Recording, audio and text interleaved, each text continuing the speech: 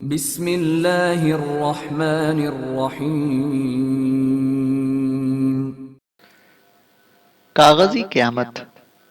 इमरान शरीफ, मुसन्निफ़ Mazhar Kaleem MA। Transmitter की जू जू जैसे ही कमरे में गूंजी, ब्लैक जीरो चौंक पड़ा। इससे मेज़ की दराज खोलकर मखसूस साख्त का ट्रांसमीटर निकालकर बाहर मेज़ पर रख दिया। ये कॉल टाइगर की तरफ से है सर, इसी की फ्रीक्वेंसी है। ब्लैक जीरो ने फ्रीक्वेंसी चेक करते हुए कहा। ओके, ऑन करो, इमरान ने सीधे होते हुए कहा। इसके चेहरे पर गहरी संजीदगी ताई थी। और फिर ब्लैक जीरो ने ट्रांसमीटर ऑन कर दिया। Tiger speaking, over. दूसरी तरफ से टाइगर की इत्मीनान भरी आवाज सुनाई दी और इमरान इसका लहजा सुनकर ही समझ गया था कि टाइगर अपने मिशन में कामयाब हो चुका है, वरना इसका लहजा इतना मुतमईन ना होता। Imran speaking, over. इमरान ने संजीदा लहजे में जवाब देते हुए कहा। बॉस, मैं शेर खान को कार में अगवा करके दानिश मंजिल ले आ रहा हूँ। वो मेरी साथ वाली सीट पर बेहोश पड़ा हुआ है। ओवर। दूसरी तरफ से टाइगर ने जवाब दिया। इसका लहजा फखरिया था। तुम्हारा ताकुब तो नहीं हो रहा? ओवर। इमरान ने पूछा। नहीं बॉस, मैंने मुकम्मल इत्मीनान कर लिया है। ओवर। टाइगर का जवाब मिला। ओके, सीधे दानिश मंजिल आ जाओ। गेट तुम्हें खुला मिलेगा, कार अंदर लेते आना, वहां मैं संभाल लूंगा। ओवर एंड ऑल, इमरान ने जवाब दिया और इसके साथ ही इसके इशारे पर ब्लैक जीरो ने ट्रांसमीटर का बटन ऑफ करके ट्रांसमीटर वापस दराज में रख दिया। हैरत है कि टाइगर शेर खान को इतनी आसानी से अगवा करने में कामयाब हो गया। ब्लैक जीरो ने ट्रांसमीटर रखते हुए हैरत भरे लहजे में कहा। वो ऐसा ही आदमी है, जब काम करने पर आ जाए तो दूसरा इमरान साबित होता है। इमरान ने मुस्कुराते हुए जवाब दिया। वाकई, अब तो मैं भी इसकी सलाहियतों का कायल हो गया हूँ। मेरा ख्याल है कि मैं गेट खोल दूं। ब्लैक जीरो ने मुस्कुराते हुए कहा और फिर इमरान के सर हिलाने पर इसे मेज के नीचे लगा हुआ एक मखसूस बटन दबा दिया। अच्छा, मैं बाहर जाता हूँ, तुमने टाइगर के सामने नहीं आना। जब मैं टाइगर को वापस भेज दूं तो इसके बाहर निकलने के बाद तुम भी गेस्ट रूम में आ जाना। आज मैं शेर खान को सचमुच का शेर बना देना चाहता हूँ। इमरान ने कुर्सी से उठते हुए कहा। एक दरख्वास्त है, ब्लैक जीरो ने अचानक कहा। लिख कर दो, ज़बानी दरख्वास्त कोई अहमियत नहीं रखती। और सुनो, इस पर कोर्ट फीस टिकट भी लगा देना। इमरान ने शौक लहजे में कहा। मैं मजमून पढ़ देता हूँ, हो सकता है आप कभी स्कूल ना गए हों, इसे पढ़ने में तकलीफ हो। बखिदमत जनाब एक्सट्रू साहब, शेर खान से मुझे निपटने दीजिए, जनाब की ऐन नवाजिश होगी। ब्लैक जीरो ने मुस्कुराते हुए जवाब दिया। ऐन नवाजिश का जमाना पुराना हो चुका है, अब तो गैर नवाजिश का दौर है। इससे दरख्वास्त नामंजूर की जाती है। इमरान ने लहजे को मसनूई तौर पर संजीदा बनाते हुए कहा और फिर तेजी से कमरे से बाहर निकलता चला गया। ब्लैक जीरो ने इमरान के बाहर जाने पर एक बटन दबाकर बैरूनी मंजर दिखाने वाली स्क्रीन रोशन कर दी। इमरान बाहर बरामदे में खड़ा साफ दिखाई दे रहा था, जबकि दानिश मंजिल का गेट खुला हुआ था और सामने सड़क पर से गुजरने वाली ट्रैफिक साफ दिखाई दे रही थी। चंद लम्हों बाद स्पोर्ट्स कार तेजी से मुड़कर गेट में दाखिल हुई और सीधी बरामदे के इस हिस्से की तरफ बढ़ती चली आई जिधर इमरान खड़ा था। ब्लैक जीरो ने बटन दबाकर गेट बंद कर दिया ताकि कार में बेहोश शेर खान को बाहर निकालने का मंजर सड़क पर से ना देख लिया जाए। टाइगर ने बरामदे के करीब पहुंचकर कार रोकी और फिर तेजी से नीचे उतर आया। इमरान ने आगे बढ़कर साथ वाला दरवाजा खोला और फिर सीट पर बेहोश पड़े हुए शेर खान को बाहर घसीट लिया। कोई परेशानी तो नहीं हुई इसे लाने में? इमरान ने पूछा। नहीं बॉस, बस जरा दिमाग इस्तेमाल करना पड़ा, टाइगर ने मुस्कुराते हुए कहा और फिर से तफसील से तमाम वाकयात इमरान को सुना दिए। वेरी गुड, अच्छा दाव खेला है तुमने।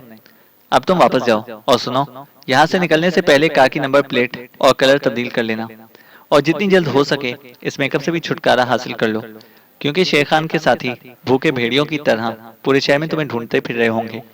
इमरान ने शेर खान को उठाकर कंधे पर डालते हुए कहा। ठीक है बॉस, ऐसा ही होगा। अब मैं जा सकता हूँ? टाइगर ने मुअद्दबाना लहजे में कहा। हाँ जाओ, और जरा होशियार रहना, हो सकता है कि कोई इमरजेंसी काम पड़ जाए। इमरान ने जवाब दिया और फिर शेर खान को कंधे पर उठाए गेस्ट रूम की तरफ बढ़ता चला गया। टाइगर तेजी से मुड़कर वापस ड्राइविंग सीट पर बैठ गया। इसने डैशबोर्ड के नीचे बने हुए खुफिया खाने में नसब 2-3 बटन दबाए तो कार के ऊपर मस्तूरी रंग की शीटें फैलती चली गईं। चंद लम्हों बाद कार का रंग अक्सर तब्दील हो चुका था। इसके साथ ही ऑटोमेटिक अंदाज में कार के दोनों साइड्स की नंबर प्लेटें भी तब्दील हो चुकी थीं। ब्लैक जीरो खामोश बैठा स्क्रीन पर यह सब कुछ देख रहा था। उसे इस बात पर कोई हैरत ना थी, क्योंकि वो इस कार के तमाम मैकेनिज्म को अच्छी तरह जानता था। जब ये कार इमरान ने खास अंदाज पर बनवाई थी तो ब्लैक जीरो को इसके तमाम मैकेनिज्म अमली तौर पर दिखाए थे। कार का रंग और नंबर प्लेट्स तब्दील करके टाइगर ने वहीं बैठे बैठे अपना कोट उतार कर उसे पलट कर दोबारा पहन लिया। डबल अंदाज में बना हुआ कोट अब अपना डिजाइन और रंग बदल चुका था। फिर टाइगर ने चंद ही लम्हों में मसनूई मेकअप भी साफ कर दिया। अब वो कार समेत मुकम्मल तौर पर बदल चुका था। जब टाइगर कार मोड़कर गेट की तरफ मुड़ा तो ब्लैक जीरो ने बटन दबाकर गेट खोल दिया और कार के बाहर जाते ही इसने गेट बंद करके हिफाजती सिस्टम ऑन कर दिया और एक तवील सांस लेता हुआ कुर्सी से उठ खड़ा हुआ। वो सोच रहा था कि इमरान ने खुद उसे गेस्ट रूम में बुलाया है तो इससे साफ जाहिर है कि वो इससे कुछ काम लेना चाहता है। चुनांचे वो तेज तेज कदम उठाता ऑपरेशन रूम से निकलकर गेस्ट रूम की तरफ बढ़ता चला गया। गेस्ट रूम का मखसूस लॉक खोलकर वो जब अंदर दाखिल हुआ तो इसने शेर खान को फर्श पर बेहोश पड़े देखा, जबकि इमरान एक तरफ खड़ा हाथ में पकड़े एक कागज को देख रहा था। ब्लैक जीरो ने दरवाजा बंद करके उसे लॉक कर दिया और फिर वो इमरान की तरफ बढ़ा। इमरान ने कागज तय करके जेब में रखा और फिर ब्लैक जीरो से मुखातिब होकर कहने लगा, यार ब्लैक जीरो, मैंने अभी अभी सोचा है कि क्यों ना तुम्हारी दरख्वास्त कबूल कर ली जाए। इसलिए भाई अब तुम जानो और शेर खान।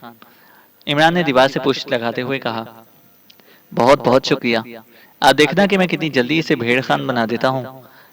ब्लैक जीरो ने मुस्कुराते हुए जवाब दिया, बस यही ख्याल रखना कि हमारे पास ज्यादा वक्त नहीं है। इमरान ने उसे तंबीह करते हुए कहा, आप बेफिक्र रहें, बस चंद मिनट का खेल होगा। ब्लैक जीरो ने जवाब दिया और फिर उसे जेब से नकाब निकालकर मुंह पर चढ़ाया और फिर फर्श पर बेहोश पड़े हुए शेर खान की तरफ बढ़ता चला गया। इमरान बड़े बेताल्लुक से अंदाज में दीवार के करीब खड़ा था और फिर ब्लैक जीरो ने शेर खान को होश में ले आने का वही हरबा इस्तेमाल किया जो आमतौर पर इमरान किया करता था, यानी इसका नाक और मुंह बैक वक्त बंद कर दिया। चंद लम्हों बाद ही शेर खान का जिस्म कसमसाने लगा और ब्लैक जीरो पीछे हटकर खड़ा हो गया। फिर जैसे ही शेर खान ने आंखें खोली, ब्लैक जीरो की लात पूरी कुव्वत से शेर खान के पहलू पर पड़ी और शेर खान के हलक से बेइख्तियार एक चीख निकल गई और वो लुढ़कनियां खाता हुआ दूर तक खिसकता चला गया। शायद एक ही लात ने उसे तेजी से लाशऊर से शऊर की हालत में पहुंचा दिया था, क्योंकि जैसे ही इसका जिस्म लुढ़कनियां खाता हुआ रुका, वो फुर्ती से उठ खड़ा हुआ। इसके चेहरे की कैफियत अजीब और गरीब हो रही थी। बैक वक्त हैरत, गुस्सा और नफरत के तासुरात उसके चेहरे पर नुमाया थे। तुम्हारा नाम शेर खान है? ब्लैक जीरो ने बड़े कड़क लहजे में कहा। हाँ, मगर तुम कौन हो और वो नौजवान कहाँ है जो मुझे धोखे से अगवा करके लाया है? शेर खान ने भी गुर्राते हुए जवाब दिया, उसे भूल जाओ और सुनो, सिर्फ मेरी बात का जवाब दो। मैं पूछता हूँ कि जाली करेंसी मुल्क में फैलाने के सिलसिले में तुम्हारे जिम्मे क्या काम लगाया गया है? ब्लैक जीरो ने कड़क और सर्द लहजे में पूछा। ओह, तो ये चक्कर है। सुनो नकाबपोश, मेरी तमाम जिंदगी इसी किस्म की सिचुएशंस में गुजरी है, इसलिए अगर तुम ये समझते हो कि मेरी मर्जी के बगैर मुझसे कोई बात पूछ सकते हो तो इस ख्याल को दिल से निकाल दो। तुम मेरा रेशा रेशा अलग कर सकते हो, मगर मेरी मर्जी के खिलाफ एक लफ्ज भी मेरे मुंह से नहीं उगलवा सकते। शेर खान ने बड़े बाएतमाद लहजे में जवाब देते हुए कहा, तकरीर कर ली तुमने? अगर कुछ रह गई हो तो वो भी पूरी कर लो, बाद में शायद तुम्हें पूरी जिंदगी बोलने का मौका ही ना मिले। ब्लैक जीरो ने इंतहाई सपाट लहजे में कहा। मगर शेर खान खामोश खड़ा बड़ी कीनतोज नजरों से ब्लैक जीरो को देखता रहा।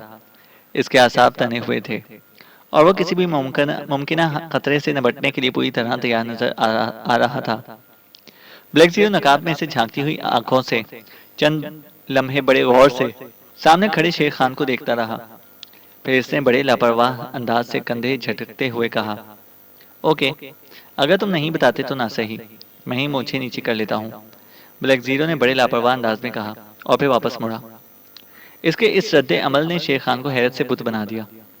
इसका तो शायद ये ख्याल था कि अभी नकाबपोश इस पर हमला करेगा, मगर इस किस्म के रद्द अमल के बाद इसके तने हुए आसाब खुद ब खुद ढीले पड़ते चले गए। इधर ब्लैक जीरो लापरवाह अंदाज में मुड़ा, मगर अभी इसका आधा जिस्म ही मुड़ा था कि वो किसी लट्टू की तरह अपनी जगह से घूमा और इसकी लात पूरी कुव्वत से निस्फ दायरा बनाती हुई शेर खान के पहलू पर पड़ी और शेर खान जो बड़े मुतमईन अंदाज में खड़ा था भरपूर लात खाकर उछला और सामने वाली दीवार से जा टकराया। फिर इसने अपनी तरफ से फौरी उठ खड़े होने की पूरी कोशिश की, मगर ब्लैक जीरो तो छलावा बन गया था। वो अब इसे मजीद मौका नहीं दे सकता था। इसे प्लग झपकने में उसे दोबारा छाप लिया और दूसरे लम्हे कवि हैकल शेर खान इसके दोनों हाथों पर यूं उठता चला गया जैसे वो कोई मामूली सा खिलौना हो। ब्लैक जीरो ने उसे ऊपर उठाकर पूरी कुवत से सर के बल जमीन पर दे मारा। मगर मुकाबिल भी लड़ाई भड़ाई के फन में माहिर था, इसलिए इसने ना सिर्फ अपने आप को संभाल लिया, बल्कि वो नीचे गिरते हुए कलाबाजी खाकर यूं सीधा खड़ा हो गया जैसे उसे जबरदस्ती ना गिराया गया हो, बल्कि उसे खुद ही जिम्नास्टिक का मुजाहिरा करते हुए कलाबाजी खाई हो। और ना सिर्फ वो सीधा खड़ा हो गया, बल्कि इसे झुकाई देकर ब्लैक जीरो पर वापसी पर हमला भी कर दिया। मगर ब्लैक जीरो इतनी आसानी से इस मामूली से दाव में कैसे आ सकता था। वो फिर से बाएं तरफ ही झुका और फिर इसने उल्टी कलाबाजी खाई और शेर खान को इसने अपनी टांगों पर उछालकर सामने वाली दीवार से मारा और फिर खुद सीधा खड़ा हो गया। छोड़ो बॉस, ख्वाह मख्वाह वक्त जाया हो रहा है, अचानक इमरान ने बड़े नरम लहजे में कहा। और फिर वो कदम बढ़ाता हुआ दीवार के साथ उठकर खड़े हुए शेर खान की तरफ बढ़ता चला गया। ब्लैक जीरो पीछे हट गया। शेर खान खटकने की तरह दीवार से पुष्ट लगाए बड़ा कीनतोज नजरों से अब इमरान की तरफ देख रहा था। वो पूरी तरह चौकन्ना नजर आ रहा था। शेर खान, तुम्हारी लड़ाई भड़ाई के कारनामे मैंने बहुत सुन रखे हैं, मगर मुझे भी मालूम है कि तुम जेर जमीन दुनिया से ताल्लुक रखने के बावजूद इंतहाई सच्चे और खरे आदमी हो। इमरान ने इससे चंद कदम दूर रुककर बड़े मुतमईन लहजे में कहा। फिर शेर खान ने इसी तरह चौकन्ने अंदाज में जवाब देते हुए कहा, सुनो शेर खान, स्मगलिंग, चोरी, डाकाजनी, नकब लगाना, औरतों का अगवा, ये सब जुराइम हैं और ऐसे जुराइम हर मुल्क में होते रहते हैं। मगर जहाँ मसला वतन की सलामती का आ जाए, वहाँ हर आदमी कुछ ना कुछ सोचने पर मजबूर हो जाता है। इमरान ने कहा। मैं समझा नहीं, तुम क्या कहना चाहते हो? शेर खान का लहजा इस बार कदरे हैरत भरा था। देखो शेर खान, हमारी तुम्हारी कोई लड़ाई नहीं है, ना ही ये जुराइम हमारी फील्ड से ताल्लुक रखते हैं। मगर हमें इत्तला मिली है कि तुम ऐसी बैनुल-अक़वामी तंजीम के आलयकार बन गए हो जो इस मुल्क में बेपनाह जाली करेंसी फैलाकर इस मुल्क को हमेशा के लिए तबाह बर्बाद कर देना चाहती है। तुम समझदार आदमी हो, खुद सोचो कि जब यहाँ जाली करेंसी का सैलाब आ जाएगा तो फिर महंगाई कहाँ पहुँच जाएगी। इस मुल्क के लाखों अफराद, बूढ़े, औरतें और बच्चे भूख से एड़ियाँ रगड़ रगड़ कर मर जाएंगे। इन्हें किसी की भी कीमत पर खुराक का एक जरा भी मुयस्सर नहीं आ सकेगा। क्या बहैसियत इंसान तुम ये जुल्म बर्दाश्त कर लोगे? इमरान का लहजा बेहद मुतासिर कुन था और शेर खान के जिस्म ने बड़े नुमाया अंदाज में झुरझुरी ली। इसके चेहरे पर इंतहाई हैरत और नरमी के आसार नुमाया हो गए। तुम ठीक कह रहे हो, मैंने कभी इस पहलू पर सोचा भी नहीं था। शेर खान ने कुछ लम्हे तौक़ुफ़ करने के बाद कदरे भर्राए हुए लहजे में जवाब दिया। हम सिर्फ ये चाहते हैं कि ऐसा ना हो। हम इस मुल्क के लाखों मासूम बच्चों को एड़ियाँ रगड़ रगड़ कर मरने से बचा लें।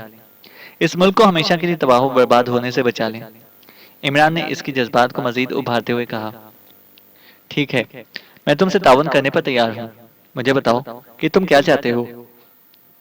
शेर खान ने इस बार बड़े दोस्ताना लहजे में कहा और दीवार के करीब खड़ा ब्लैक जीरो इमरान की बेपनाह सलाहियतों पर दिल ही दिल में अश अश कर रहा था कि इसे किस तरह बगैर उंगली उठाए शेर खान जैसे बदमाश को राम कर लिया था। देखो शेर खान, तुम्हारा नाम दरमियान में नहीं आएगा। तुम सिर्फ हमें ये बता दो कि वो लोग कौन हैं जिन्होंने तुम्हें बैंकों में नकब लगाकर करेंसी तब्दील करने का काम सौंपा है। इमरान ने कहा और शेर खान की आंखें हैरत से फटती चली गईं। तुम्हें ये सब कैसे मालूम हुआ? इस बात का जिक्र तो अभी तक मैंने अपने खास आदमियों से भी नहीं किया। शेर खान ने शदीद हैरत से भरपूर लहजे में पूछा।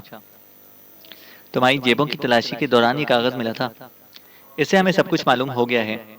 इमरान ने जेब से वही कागज निकालकर शेर खान की तरफ बढ़ाते हुए कहा, जो वो ब्लैक जीरो के कमरे में आने से पहले पढ़ रहा था। मगर ये तो कोर्ट में है, शेर खान ने हैरत भरे लहजे में कहा। वतन की सलामती का जहाँ सवाल हो शेर खान, वहाँ ऐसे कोर्ट चंद लम्हों में ही हल हो जाते हैं। इमरान ने मुस्कुराते हुए जवाब दिया।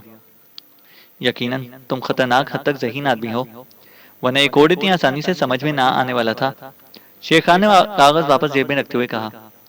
शेर खान, वक्त बहुत कम है, इसे हम बातों में ज़ाया नहीं कर सकते। इस तंजीम ने सिर्फ तुम पर ही तकिया नहीं किया, बल्कि दूसरे लोगों के जिम्मे भी यही काम लगाया गया है। इसलिए ऐसा ना हो कि हम बातें करते रह जाएं और वो अपना काम कर गुजरें। इमरान ने जवाब दिया। ओह, जो कुछ भी मुझे मालूम है वो मैं बता देता हूँ। मुझे ये काम एडवर्ड ने दिया था। क्या तुम एडवर्ड को जानते हो? शेर खान ने कहा। एडवर्ड बार का मालिक, वही जो बंदरगाह पर है? इमरान ने कुछ सोचते हुए कहा। हाँ, वही एडवर्ड। इसके लहजे से ही महसूस हो रहा था कि उसे इस तंजीम में कोई अहम हैसियत हासिल है।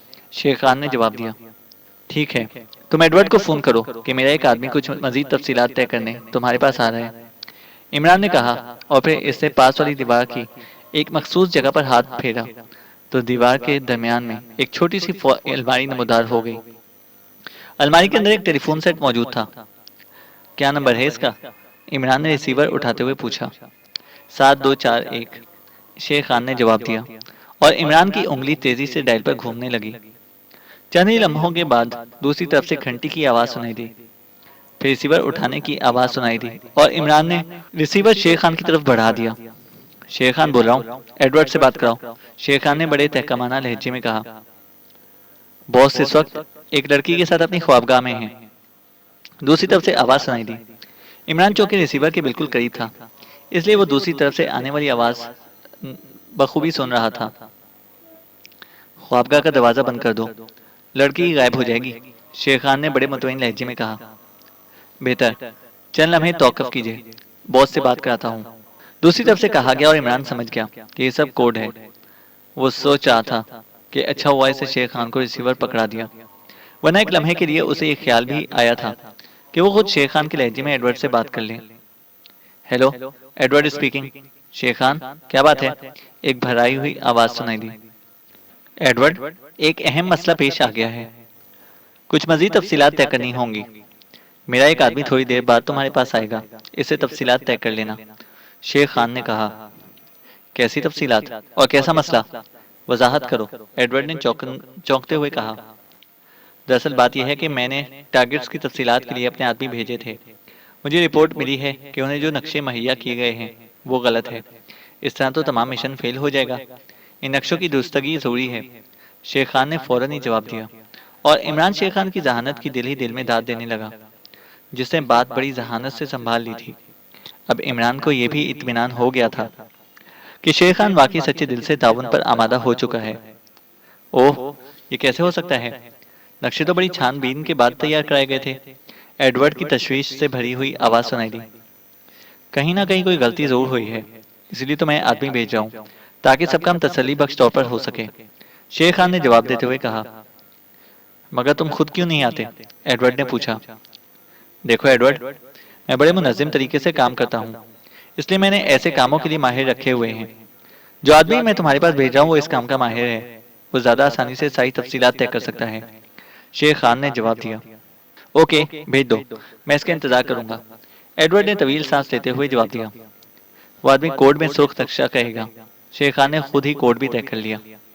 ओके, ठीक है, भेज दो, एडवर्ड ने जवाब दिया और फिर दूसरी तरफ से रिसीवर रखे जाने की आवाज सुनते ही शेर खान ने भी रिसीवर इमरान की तरफ बढ़ा दिया।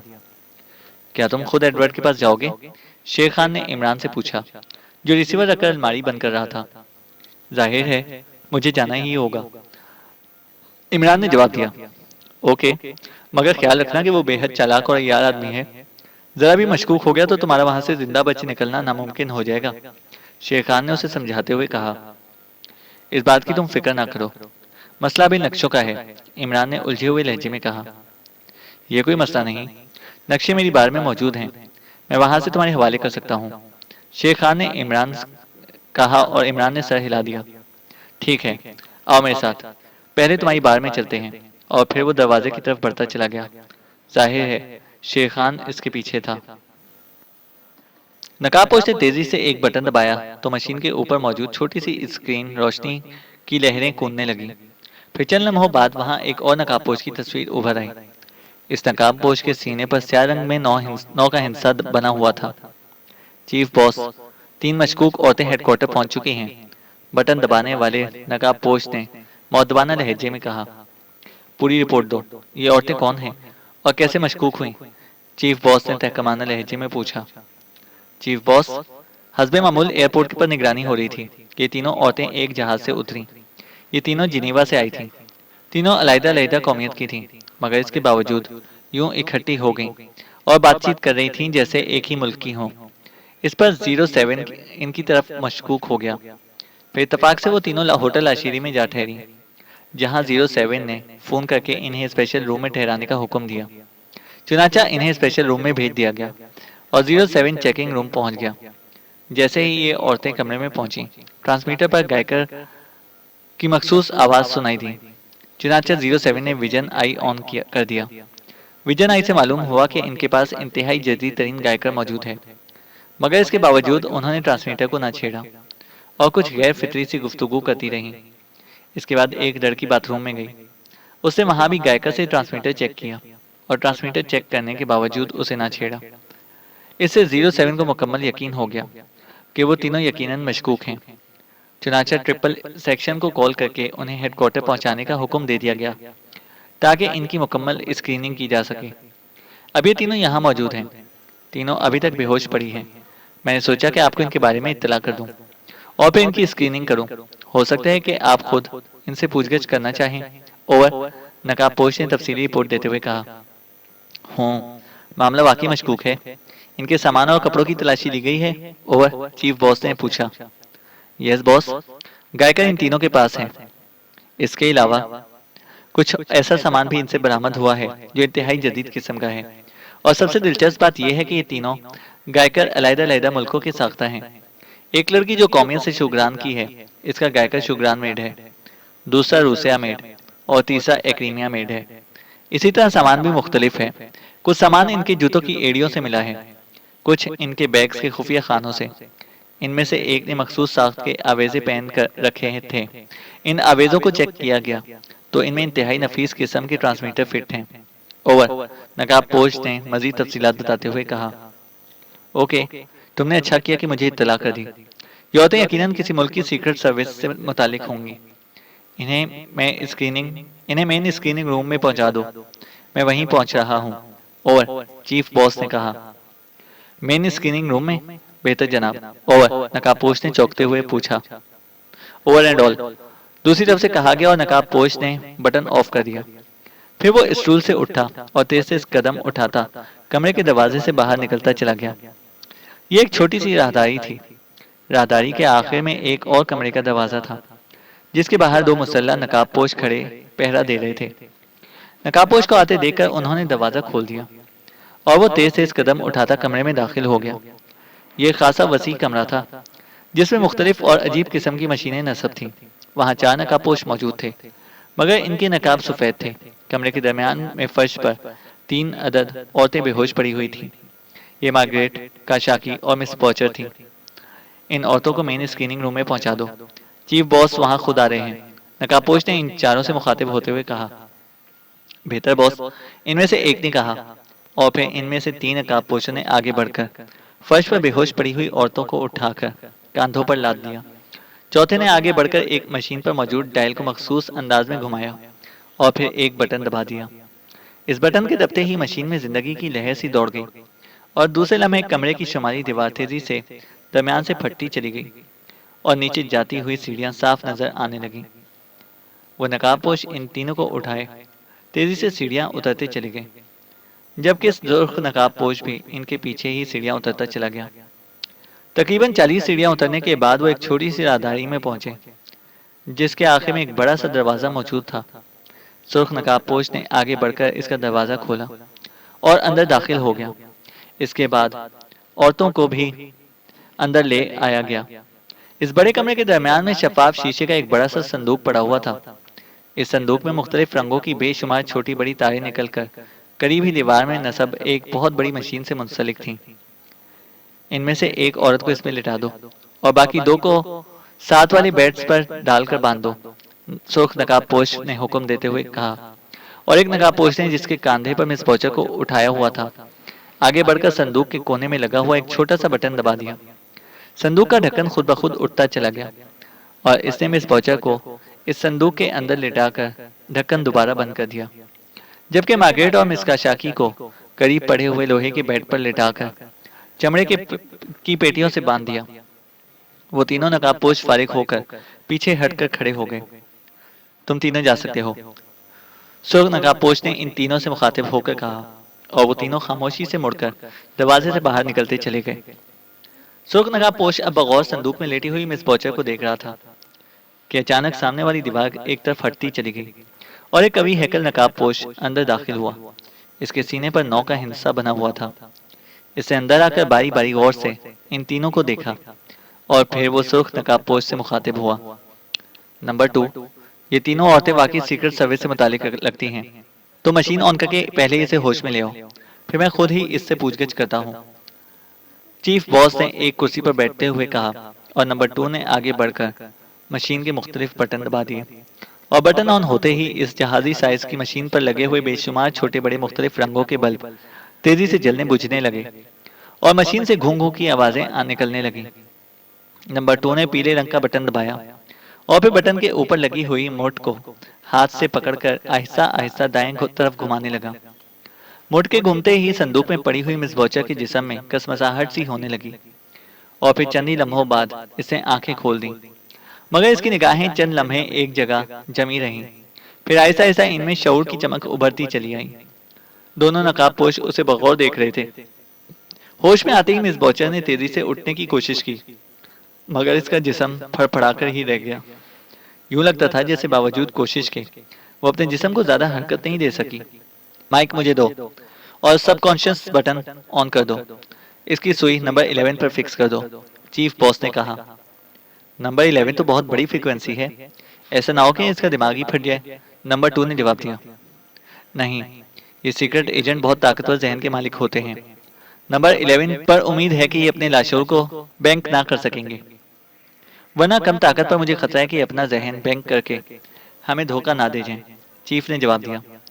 ठीक है बॉस, नंबर 2 ने मुतमईन लहजे में कहा और फिर इसे मशीन की नॉब पर लगे हुए एक बटन को दबा दिया और इस पर लगी हुई मुठ को घुमाने लगा। मुठ के ऊपर बने हुए डायल पर, जिस पर 1 से 25 तक के हिस्से मौजूद थे, सुर्ख रंग की सुई तेजी से हरकत करने लगी और जब सुई 7 पर पहुंची तो नंबर 2 ने मुठ पर से हाथ उठा लिया और फिर एक और बटन दबा दिया। अब मशीन के दरमियान में नस्ब एक छोटी सी स्क्रीन रोशन हो गई। इस पर आड़ी तरछी लकीरें बनने और मिटने लगी। नंबर 2 ने मशीन के कोने में एक हुक से लटका हुआ छोटा सा माइक निकाला, जिसके साथ लच्छेदार तार लटकी हुई थी, और माइक करीब ही कुर्सी पर बैठे हुए चीफ बॉस की तरफ बढ़ा दिया। चीफ बॉस ने माइक हाथ में पकड़ते ही सख्त लहजे में कहा, तुम्हारा नाम क्या है लड़की? इसके सवाल करते ही स्क्रीन पर इसका सवाल हरूफ में लिखा हुआ नजर आने लगा। मिस बॉचर। मशीन में से ही मिस बॉचर की आवाज सुनाई दी और साथ ही स्क्रीन पर मिस बॉचर का नाम लिखा हुआ भी नजर आने लगा। तुम्हारा ताल्लुक किस मुल्क से है? चीफ बॉस ने पूछा। रूसिया से, मिस बॉचर ने जवाब दिया। चीफ बॉस का सवाल और मिस बॉचर का जवाब स्क्रीन पर भी नुमाया हो गया। स्क्रीन पर लिखे हुए हरूफ से पता चलता था कि जवाब देने वाले ने सही जवाब दिया है। ये मशीन लाशोरों को खंगाल कर असल जवाब स्क्रीन पर ले आती थी, इसलिए आदमी चाहे कितना ही झूठ बोलने की कोशिश करे, मशीन असल और सही जवाब दे देती थी। वैसे भी इस वक्त लाशोरी चेकिंग की जा रही थी और जिस कदर हाई फ्रीक्वेंसी पर मशीन सेट थी, इसके बाद तो झूठ बोलने का सवाल ही पैदा ना होता था। रूसिया की कौन सी तंजीम से? चीफ बॉस ने पूछा। मेरा ताल्लुक वहां की सीक्रेट सर्विस से है, मिस बॉचर ने जवाब दिया। ये तुम्हारे साथ 2 औरतें कौन हैं? तफसील बताओ, चीफ बॉस ने सवाल किया। इनमें से एक का नाम मिस मार्गरेट है, इसका ताल्लुक एक्रीमिया सीक्रेट सर्विस से है, जबकि दूसरी मिस काशाकी है, इसका ताल्लुक शुग्रान की सीक्रेट सर्विस से है, मिस बॉचर ने जवाब दिया। तुम तीनों इस मुल्क में क्यों आई हो और क्या मकासद हैं? तफसील से बताओ, चीफ बॉस ने सवाल किया। हमारा मकसद मैडम कैट की तंजीम को ख़त्म करना है और हम इसी मकसद के लिए यहाँ आई हैं, मिस बॉचर ने जवाब दिया। मगर तुम तीनों इकट्ठी कैसे काम कर रही हो? चीफ बॉस ने पूछा। इस तंजीम के खिलाफ 3 आलमी ताकतों ने मुश्तरका तौर पर काम करने का आगाज किया है। इस तंजीम में तीनों सीक्रेट सर्विस के 2 नुमाइंदे शरीक हैं, इसलिए हम तीनों यहाँ इकट्ठी आई हैं। मिस बॉचर ने बड़े इत्मीनान से चीफ बॉस के सवालों के जवाब में तमाम बातें सही सही बताते चली जा रही थी। बाकी 3 सीक्रेट एजेंट्स कौन हैं और कहाँ हैं? चीफ बॉस से पूछा। वो तीनों अलग-अलग इस मुल्क में आए हैं। इनमें रूसिया के शाकिल, एक्रीमिया के मिस्टर ब्लैक और शुग्रान के जोशान शामिल हैं, मिस बॉचर ने जवाब देते हुए बताया। तुम्हारा इनसे राब्ता कैसे होगा? चीफ बॉस ने कुछ लम्हे सोचने के बाद कहा। हमारा इनसे अलहदा कोई राब्ता नहीं है, आपस में हम तीनों का और आपस में इन तीनों का राब्ता टेलीपोक नंबर 30 से होता है, मिस बॉचर ने जवाब दिया। तुम्हारा यहाँ क्या प्रोग्राम था? तफसील से बताओ, चीफ बॉस ने सवाल किया। हमें इत्तला मिली है कि प्रिंसेस मादाम ही मैडम कैट है और वो ऐसी औरतों की तलाश में रहती है जो आराइश गैसों, मेकअप और मसाज के फन में माहिर हों। हम तीनों ने भी इन फनों की मुकम्मल ट्रेनिंग ले रखी है, इसलिए हमारा प्रोग्राम था कि हम यहाँ आकर एक ब्यूटी पार्लर खोलेंगे। इस तरह हो सकता है कि किसी वक्त हमें प्रिंसेस मादाम तक पहुंचने में कामयाबी हो जाए और फिर हम उसे अगवा या यरगमाल बनाकर तंजीम को ख़त्म कर दें। मिस बॉचर ने अपना तफसीली प्रोग्राम बताते हुए कहा, बाकी 3 सीक्रेट एजेंटों का क्या प्रोग्राम है? चीफ बॉस ने कुछ देर सोचने के बाद सवाल पूछा। इनका ख्याल है कि वो मार धाड़ करेंगे, शायद इस तरह प्रिंसेस मादाम तक पहुंचने में कामयाब हो जाएं, क्योंकि जालिम, अखड़ और सफाक मर्द प्रिंसेस मादाम की कमजोरी है। मिस बॉचर ने जवाब दिया, इसे ऑफ कर दो। चीफ बॉस ने माइक पर हाथ रखकर नंबर 2 से मुखातिब होकर कहा, और नंबर 2 ने मशीन के बटन ऑफ कर दिए। आदमी बुलाओ और इसे बाहर बांधकर दूसरी को चेकिंग मशीन में डालो। मैं इनके तकाबली बयानों की तस्दीक करना चाहता हूँ। चीफ बॉस ने कहा और नंबर 2 ने एक घंटी बजाकर बाहर मौजूद दरबानों को बुलवाया और फिर इनकी मदद से मिस बॉचर को शीशे के संदूक से बाहर निकालकर मिस काशाकी को संदूक में डाला। चीफ बॉस ने इससे भी सवालात किए और जाहिर है मिस काशाकी ने भी वही जवाब दिए जो मिस बॉचर दे चुकी थी, और फिर इसी तरह मार्गरेट से भी सवाल जवाब हुए। इन तीनों को डार्क रूम में पहुंचा दो, मैडम कैट ही इनके मुतालिक कोई फैसला करेगी। चीफ बॉस ने कुर्सी से उठते हुए कहा। यस बॉस, नंबर 2 ने मुअद्दबाना लहजे में जवाब दिया और चीफ बॉस तेजी से उसी दीवार की तरफ चल पड़ा जिसके दरमियान में पैदा होने वाले खला से वो अंदर आया था। दीवार के करीब पहुंचकर उसने दीवार की जड़ में एक मखसूस जगह पर बूट की टो मारी तो खला दोबारा पैदा हुआ और चीफ बॉस दूसरी तरफ बढ़ता चला गया। चैनल को सब्सक्राइब करें और बेल आइकन को प्रेस करें ताकि हमारी हर अपडेट आपको बर वक्त मिल सके।